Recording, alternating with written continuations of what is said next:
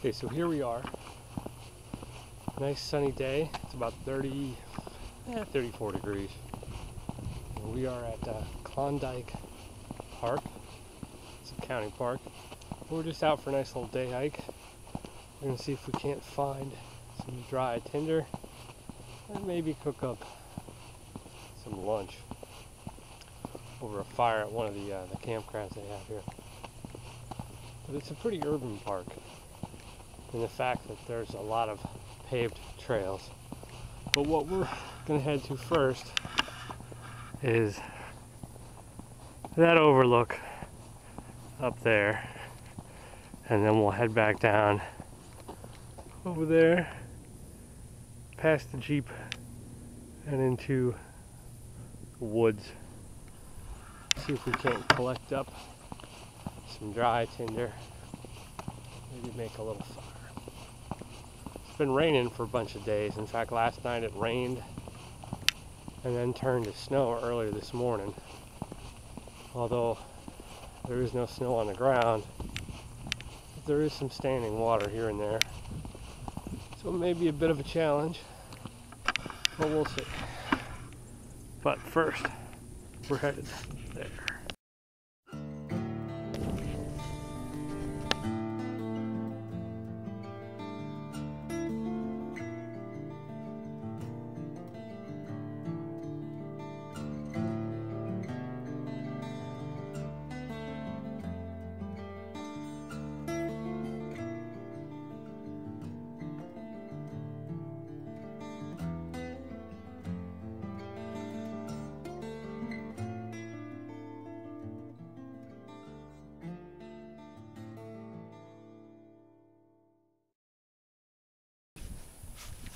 Here's an example, some stuff to look for here. Looks like a sycamore tree, I think. And you can see that the bark is peeling off.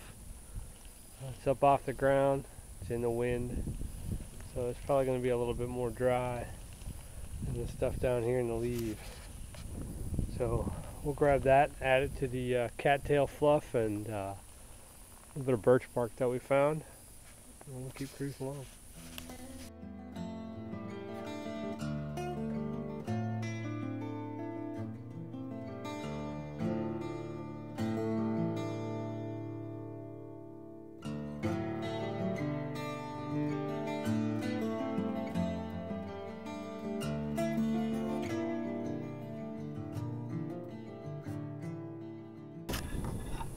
We made it to the top of the overlook. See down that road, that's where we started. And real nice up here. It's on this tree here. And you can see, you can overlook the farmland that will flood. And there's the river.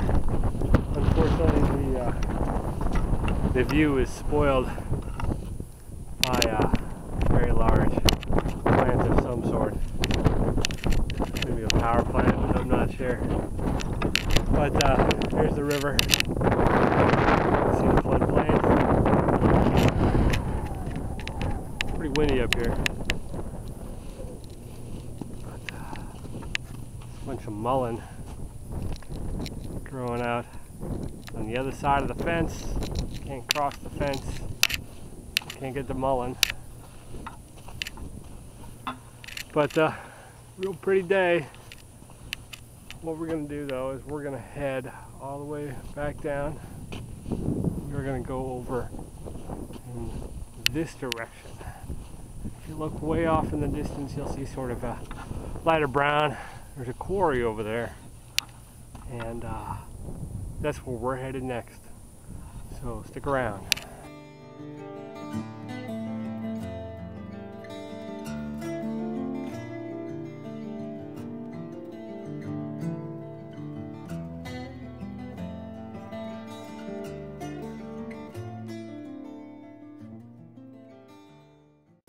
Here's some milkweed ovum. Fortunately, they are empty. But that would be a, get it in focus here.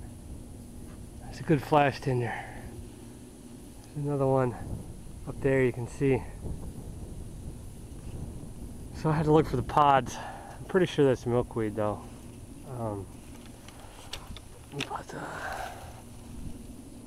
See, there's a little bit of fuzz left in there. Here's another good example of things to look for. This, I guess, is a juniper tree. And you can see up here, it's still pretty wet. But if you come down on the branches, you'll see that you got pieces just hanging in the breeze. Here's another big piece right here. So we'll snag those. And those will be a lot more dry than the stuff actually on the tree. And so we could add that to our tinder bag. Of course, there's a bunch of cattails over here if you're hungry. Pull up some cattail root. I don't think we're going to be that brave today. It's pretty cold out. Well, we have made it to the old quarry.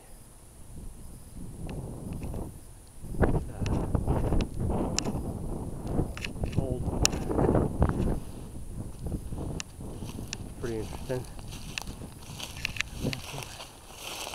Other people that live around here. Critters. Exactly. See, they've been busy. It's a big old tree. Around here, here's some fresh stuff. Fresh air. But they're taking down some big old trees. I didn't think beavers took down trees that big. See if we can't figure out where they're living. We'll mess with some beaver. We're hunting beaver.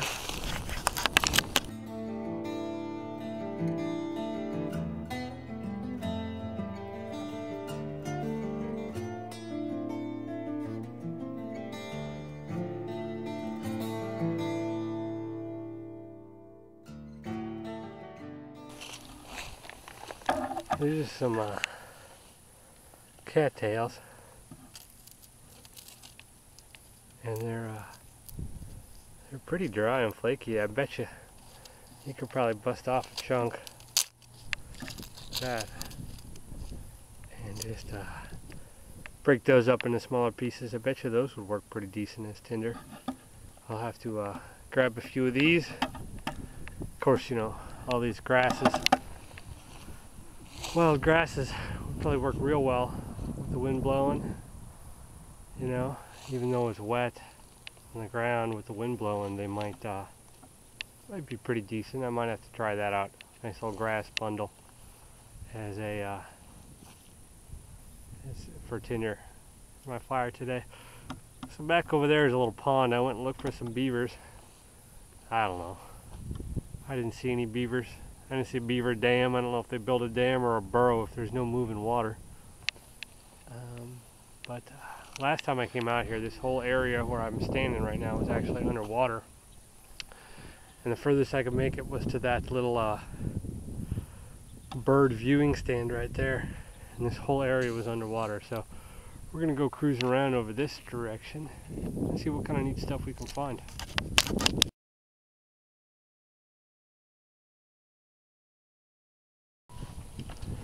So I've set up a tarp shelter here just to kind of protect from the wind a little bit.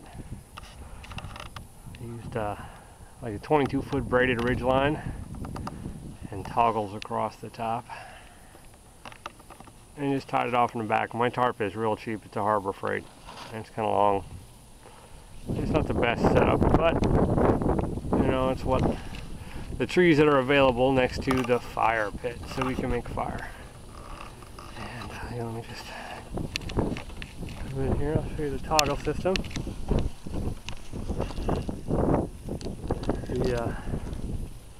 The ridge line through the grommets. Put a toggle in. It allows for easier adjustment. There's a braided eyelet right there, and this is paracord. And you too can learn how to do this.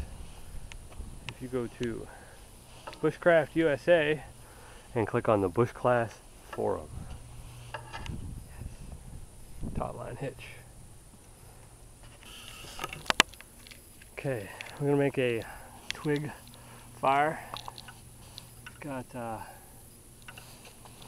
an idea of what we got here. We got some smaller pencil lead sized pieces. Come over this way. Okay, some pencil lead, some pencil thickness, some thumb thickness, and we've got some grasses that we pulled up to make a little tinder bundle. We'll see how it goes. The ground here is kind of wet, but we'll get it going and see what we can't do.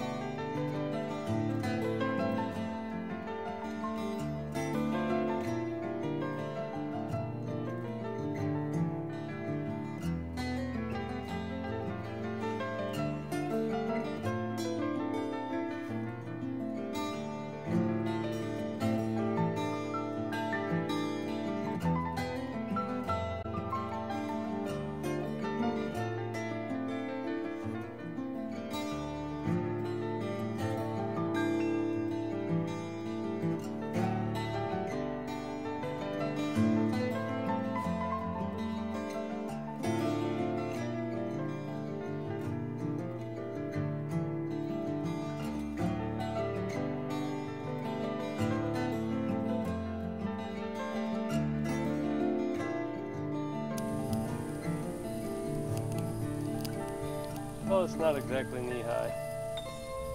I guess I'll have to try the Twig Fire Challenge on a drier day. It's wanting to go, it's just going to take a little while. And it's certainly no 1 minute fire, that's for sure. And I used up most of my prep, so I didn't prep enough. And, you know, that's why we come out to practice. That's for sure.